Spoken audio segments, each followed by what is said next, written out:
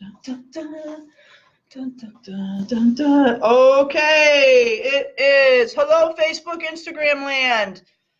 This is Conversations with Bob. We have not done one of these in weeks, so I am super stoked to be on with Bob. He's got his Santa hat on. He's ready to go. And I'm here with my good friend, Paul Emig. He's a financial advisor, so we're going to talk to him a little bit. Thanks for having me, Thea. You're welcome. I'm glad that you're here. If I could spare some time to come and chat with us a little bit. I've known Paul now for, how long have I known you, Paul? 6 or 7 years. 6 or 7 years I've known Paul. He's a great guy, very good at what he does. Like I said, he's a financial advisor. He helped me and my spouse out with some issues that we've had. Not issues, but he takes care of some of our money.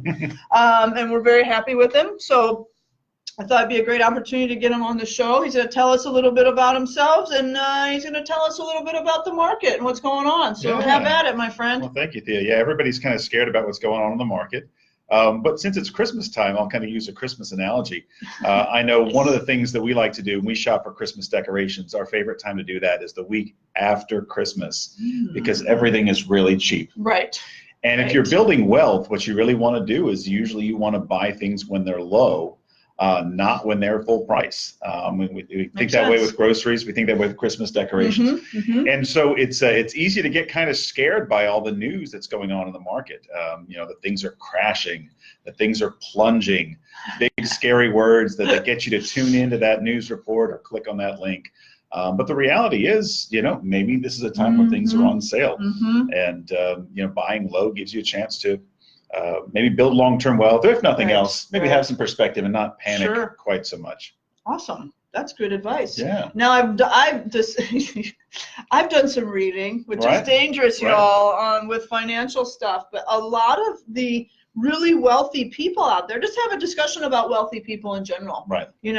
We'll use Warren Buffett's. You're Warren Buffett. I know it's an extreme example. Right. But these guys, when the crash comes, they're ready. Right. Like if you read about them, they're cash ready, they're ready to go, and they do a lot of buying during these times, and that's how they build a lot of their wealth. Would you agree? I would. And actually, Warren Buffett's got a very famous quote. It's to be fearful when others are greedy and greedy when others are fearful. And that's one way that he's built his wealth. Right. But one of the things I want people to kind of keep in mind, and I realize there's several thousand different investments out there, and no one right investment is best for everybody. But one of the things that I do counsel people on is there's no one perfect investment that can make up for a lack of you actually saving money.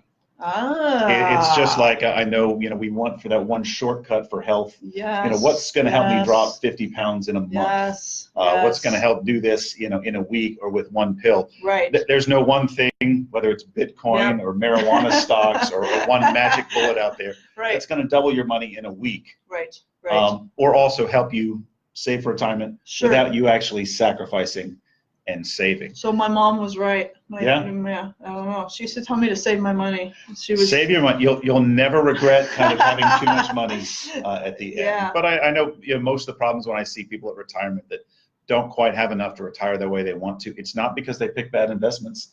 It's because they didn't save. Is it because they didn't start early enough too? So is it a lack of saving and a lack of starting not early enough? Starting early definitely means you have to save less over time. And that's where the market helps you, is the market does grow your money over time. Right. And so if you start early, you get the benefit of that. Sure. Whereas if you're starting late, the market doesn't have as much time to work for you. You're having to do the heavy lifting by sacrificing and putting more away. You see those crazy charts where if a 20-year-old starts saving like $100 a month, by the time they're, 40, and then they already have like $1 million. I'm probably exaggerating a little. No, you're actually pretty spot on.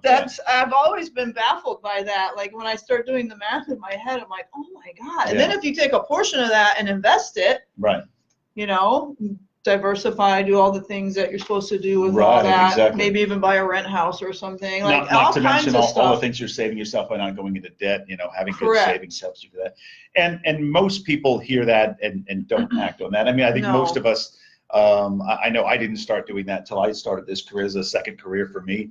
I didn't have that knowledge at 22, just getting out of college, and most of my clients don't. So I think a lot of times it's kind of finding the next best time to start saving, which is now. right now. Yeah, exactly. Right now. Save right now. We didn't always do the smartest things, and we were in our early 20s. I don't think I'm alone in that. True. True. So you said this is a second career. Would you like to tell us a little about yourself and where you come from? Absolutely. So I actually kind of have a degree in theater. That's one of those things. Went to high school, or in high school, I loved theater, and I wanted to be an actor. So went to college to be an actor, and then realized that although I enjoyed it, I don't think I wanted it bad enough to do the kind of things necessary to have a career in the theater. I think I wanted to have a family, wanted to have a little bit of normalcy. And so I realized even halfway through college that that's not necessarily what I wanted to do, but I thought getting the degree and kind of staying the course was important. I actually went to a degree in sports management. Worked at the university level in intramural sports. Actually, I ran the intramural sports program at Rice University for a little bit. Oh, wow. And that's a fun job to have when you're 23, 24, but I think you get tired of the 60, 70-hour weeks. Relying on college students to show up and umpire softball games. So I went looking for another career when we had kids, and I always liked working with people, always liked numbers, and this was a good fit. Awesome. Very cool. Awesome. And so what are you seeing, how do we want to say this? So what are you seeing like currently in the market? I mean, you mentioned the imminent crash. At some point, we're going to, using the big scary words, we're going to see a crash, whatever you want to call that. A relative term, of course. We're going to see it at some point. So, I mean, what are you kind of seeing in the market now, like currently now? Or is there anything that's, and I know you can't give advice, right? I know, understand. So please take that with some salt, right? But what's going on out there? As a person, I don't watch any news, right? I don't watch any news because it's yucky. So I don't keep track of anything as far as the stock market goes or anything like that. For someone like me that's just totally uninvolved and doesn't even know what the numbers are right now, what would you share with someone like me? Well, the advice that I'd give anyone right now, it's the advice I'd give, people even the last 8 or 9 years when things have gone up is, make sure you're diversified. Diversification is a deal you make with God. You won't make a killing, but you won't get killed. And I tell people, that way, if there's something good, we've got some of it. And if there's something bad, we don't have too much of it.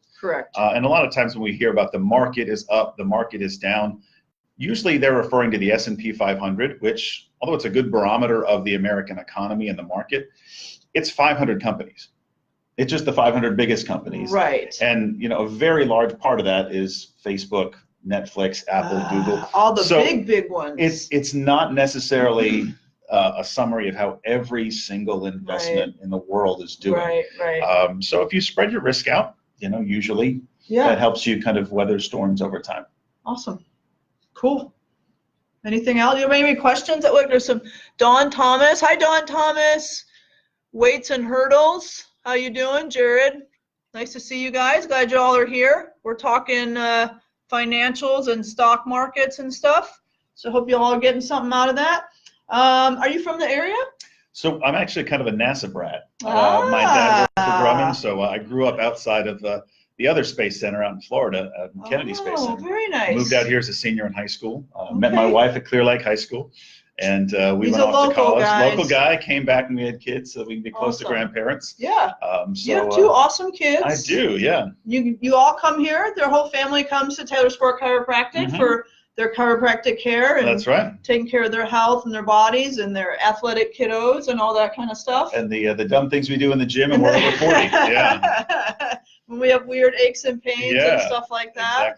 And you guys have gotten a lot out of your chiropractic care. I like to think so. I think, for a long time, chiropractic care was something I kind of did when I messed something up. And I lift weights, you lift weights, so you understand there's the times when you just cheat a little bit more and do something wrong and then something hurts for a couple of days after. But I know one of the things that I've been talking to you about a little bit more is some of the proactive things that you can do and some things that I didn't realize chiropractic care could treat. I think one of the things that really kind of fascinated me was my wife and I went on a cruise for our 40th birthday, and my wife had vertigo coming off the ship that didn't go away when we hit land. Yeah. And you actually had a remedy for that. Yep. So want to talk about that? Sure. So I do get people with vertigo from time to time. It's not common. It's not like back pain or headaches necessarily.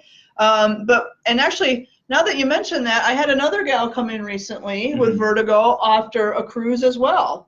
She did like a 10-day cruise. So you're doing this number, you know, the whole time. So there's a couple different things that come into play with that. The inner ear gets disrupted. So your body doesn't know that you're on land anymore, like it's still moving. And we get disturbance of these upper vertebra in the neck.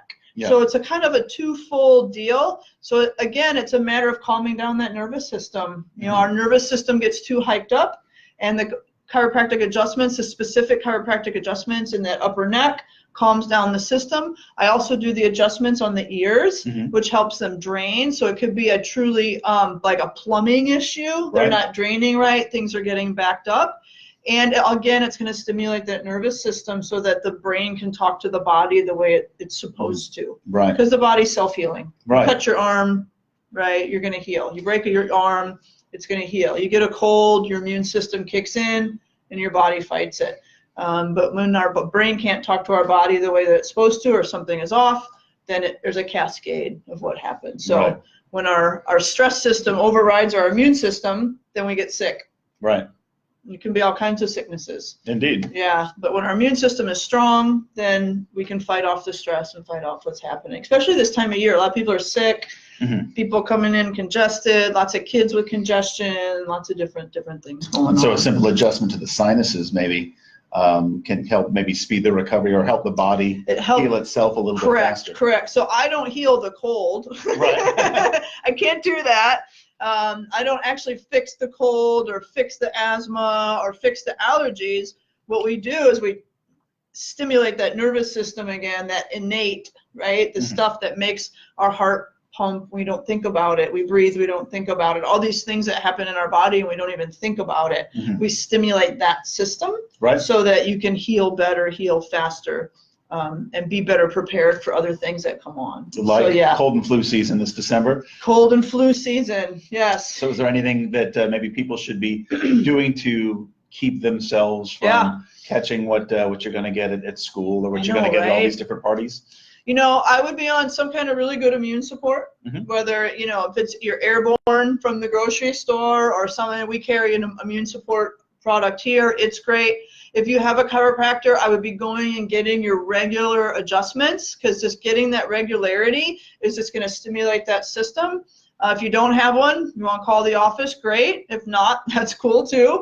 We're just letting you know that it's out there. But doing all these things, getting enough rest, sleep is huge this time of year. We're not sleeping. We're going to parties. Lots of alcohol and sugar. I mean, that's just, you know, it's just that time of year, and all that stuff brings down our immune system and our body. It stresses out. So sleep, go easy on the alcohol and the sugar. If you're not going to a party that day, or if you can, you know, don't drink, you know, that just for that day. Lots of sleep. I said that. Oh, and hydrate. Lots and lots of water. And of course, go outside, move around, get some sun. We had a beautiful weekend this last weekend. It was like spring here in the Houston area. It was 80 degrees and sunny. It was just a fabulous weekend. So when we have the opportunity, get outside and move around. For sure. Just take really good care of ourselves. It's such a beautiful time of year. That'll also set us up for January, because everybody's going to go back to the gym. Right, exactly. The gym will be very crowded. It's going to be very crowded. Month, and then a drop off. And then the drop off happens. And you know, have you been working out? You know what? We've had house stuff going on, so I have not been able to the last couple of weeks. You had new floors put in and all kinds of stuff. Exactly, but I do hope to get back to the gym as soon as they're done. I would get back before, if you can get back before January 1st. That would be the way to go. That's the guy. I have to go to the gym to cancel out all the alcohol and sugar that I probably will consume. I'm sorry, it's Doc, okay. But, it's okay. We'll cancel them out. So one last question, Meg, is maybe, you know, kind of being 40 and trying to be active. But maybe there's things that I can't do at 40 that I could do at 20. Or maybe the bounce back is a little bit more. You know, it's funny because, you know, I have more time and more discipline at 40 than I did at 20. But the bounce back and kind of the body doesn't respond the same way. So what are some things that I can do to avoid injury, because again, somebody like myself, before Yeah. talking to you about some of these preventative things, the chiropractor was for when I injured myself. Correct. It was always reactive to something I Right. did wrong. But what are some things that maybe we could do to prevent injury Yeah. when we're trying to be active, either this time of year or in January? Sure. So go slow. Okay. Do less than you think you can for a while. So pacing that stuff out is huge. When I owned my gym and when I was in the gym industry more, one of the things I see is that people will go to the gym and go too hard and too fast right out of the gate. Okay. And they get hurt, they get really sore, they get super sore. Most of us think sore is good. Sore means it's working, right? Yes and no. Okay. Yeah, there's a balance there. So you can get really fit and ripped and not get sore, right? But go slow so you're not as sore. Kind of build up. Okay. So do a little less than you think you can. If you need an extra rest day, I would suggest taking it. Okay. Again, there's all of that. Hydrating is super important. It's all of our same rules because it's all that stress system, right? So a lot of the same rules apply. It sounds like we're talking about the same stuff over and over again, but it's a lot of the same systems are coming into play in our body. And our body doesn't have 100 ways to fix 100 different things. It has only a few tools to fix 100 different things. Right. So all your same rules are going to apply. You want to drink a lot of water, get a lot of rest, go slower than you think. Make sure you have good technique. Okay. Really good form. I'd rather see you do less repetitions with really good form than try to max out and break down in form, because that's usually what happens, right? Oh, I was doing this heavy press thing and I saw on YouTube and I cheated it to get it up, and now my shoulder and my neck are killing me and my hand is numb. Right. Yes, it is. Right. Right. So all those things come into play. And the other thing is, if you do get injured, get to your chiro as quickly as possible. Right. Don't wait. So get to whoever you need to get to, whoever takes care of you, your massage therapist, your chiro, your physio, I don't know, whatever. But I tell people the sooner they get in the office, the sooner we're going to be able to take care of the issue, and then, of course, get you on some kind of maintenance plan, whatever that looks like for you. I know what I like for myself and my patients, but everybody's a little bit different. I like twice a month. Every other week or so seems to work really, really well for people. Sure. And then if you need a boost, if you get hurt or you feel a cold coming on, or you're going to be traveling, maybe taking that extra adjustment. That's what I've been doing. I'm leaving for vacation tomorrow. Good for you. So I've gone once a week for the last four weeks, just to get myself that little extra boost, get my immune system up and running, make sure all my kinks are worked out, and then I'll be ready to go. And then I already have an appointment made for the Monday after I get back. So even chiropractors go to the chiropractor. I do. I cannot adjust myself. Are there any things you can adjust yourself? But probably very few. Very few. Right. Yeah, I can get on the foam roller like you guys do, and the lacrosse ball. I do all those things too. But yeah, going to my chiropractor and getting my adjustment, and I just feel so much better. Hey, Karen, how are you? Yeah, listen to your body, regular massages, and chiropractic care, and drink water. You're absolutely right, hon. Totally. That's totally where it's all about. Cool. All right. Well, this has been a great talk. Indeed. How can people find you if they want to find you and ask you questions or whatever? Welcome to contact you, and you can put them in touch with me. Yeah, my name's Paul Emig. That's EMIG. You can find me on Facebook as well. Okay, great. I know due to compliance reasons, I can't advertise much more than that, but it's not hard to find me around the Clear Lake area. Awesome. I am licensed all across Texas and have clients all across Texas, but most of my work's here in the Houston area. Cool. And no matter what side of town you're on, I'd be glad to work with you or answer questions any way that I can. Cool. And like I said, my spouse and I use Paul's services, and he's done a great job for us, and we really appreciate him and his family and being awesome patients here at Taylor Sport Chiropractic. And thanks for coming on the show. Thank you. And we want to ask Bob. Bob, what'd you think of Paul? He says thumbs up for Paul. All right. I'll take it. Good job. Y'all take care, and I'll see y'all on the flip side when I get back. I'll be back in the office on the 17th. Our front desk rock star Elena will have the phones and the computer, so if anyone wants to get a hold of me, please feel free to contact her. All right? Thanks, y'all. Have a great day. Thank you. Let's see.